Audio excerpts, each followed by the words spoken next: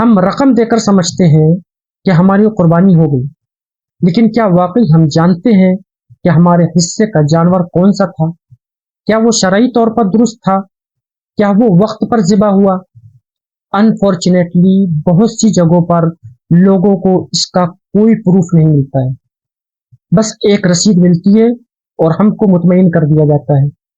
قربانی کا کوئی وقت مقرر نہیں ہوتا ہے، نہ کوئی گواہ ہوتا ہے، نہ کوئی ویڈیوگرافی، نہ کوئی کنفرمیشن، کچھ بھی نہیں، بس آپ کی قربانی ہو گئی۔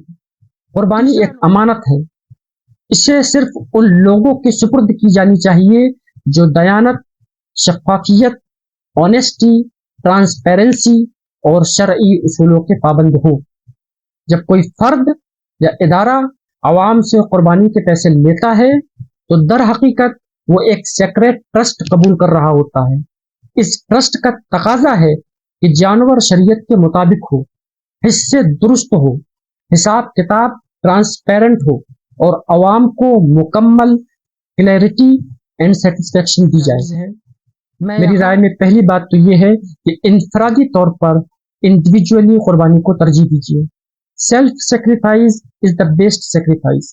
اگر آپ کے پاس استطاعت ہے، اگر آپ افورڈ کر سکتے ہیں تو کوشش کریں کہ آپ جانور کی قربانی خود کریں۔ اس سے آپ کو یقین ہوگا کہ قربانی شرعی طریقے سے ہو رہی ہے اور آپ اس عمل کے دوران اللہ سے تعلق کو محسوس بھی کر سکیں گے۔ دوسری یہ کہ معتبر اداروں یا افراد کا انتخاب کریں۔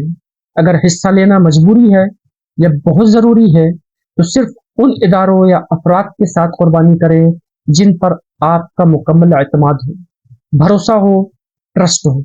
کسی معتبر عالم دین، ریلائبل دوست یا فیملی ممبر کے ساتھ مل کر قربانی کو مینیج کریں۔ کوشش کریں کہ قربانی کے وقت آپ خود وہاں موجود رہیں یا آپ کا کوئی قابل اعتماد نمائندہ یا جس کو آپ نومینیٹ کریں وہ وہاں موجود ہے۔ اس سے آپ کو اطمینان ہوگا کہ آپ کی قربانی صحیح طریقے سے ادا ہو رہی ہے، نہ کہ صرف پیپر پر یا رسید پر آپ کی قربانی ہو رہی ہے۔